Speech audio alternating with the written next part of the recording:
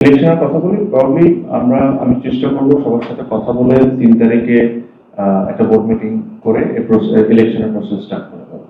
So যদি ইলেকশনের process start হয়ে যায়, নর্মালি 30 থেকে 35 দিনের মধ্যেই ইলেকশন হয়ে যায়। 30 থেকে 45 দিনের মধ্যে ইলেকশন হয়ে যায়। So which is at least 2-3 weeks before আমাদের ডেডলাইন। ঠিক আছে। সেকেন্ডলি, যারা রিজাইনের কথা বলেছেন, এরকম কোনো কথা আমরা চিন্তা করিনি। আমি ব্যক্তিগতভাবে এরকম কোনো কথাই চিন্তা করি না। ডে ওয়ানে আমি বলেছি যে আমি ইলেকশন করবো, প্রেসিডেন্টের ইলেকশন আমি অবশ্যই পার্টিসিপেট করবো। I will follow the constitution, and কনস্টিটিউশনে যে জিনিসটা উল্লেখ করা আছে, যে জিনিসগুলো আমাকে অ্যালাউ করে, আমি ওইভাবে করে রাখবো। বিসিবির রেভিনিউ জেনারেট করা ইজ টপ প্রায়োরিটি। এটার জন্য এখানে কোনো সিন্ডিকেট থাকতে পারে না। আমার একটা বড় সুবিধা হলো আমার কোনো লোক নাই বিসিবিতে। আমি একজন খেলোয়াড় ছিলাম, আমি খেলোয়াড় থেকে অর্গানাইজার হয়েছি, আমি অর্গানাইজার থেকে এখন বোর্ডে একটা দায়িত্ব পেয়েছি। সো এখানে কোনো দিক থেকে কাউকে কোনো ধরনের কোনো অ্যাডভান্টেজ দেওয়া হবে না। The only advantage is going to get is BCB. আমি এই জিনিসটা আপনাকে রেস্ট এশিওর করি। আমরা এই দায়িত্ব নিয়েছি 15-20 দিন হয়েছে।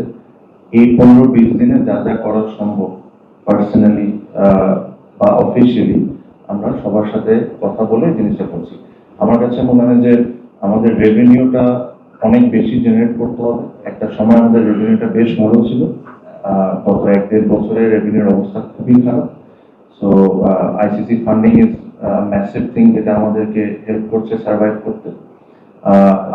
যখন একটা পুরোপুরি দায়িত্ব যদি আমি ভবিষ্যতে আসি, এই জিনিসগুলো হবে হলো টপ প্রায়োরিটি।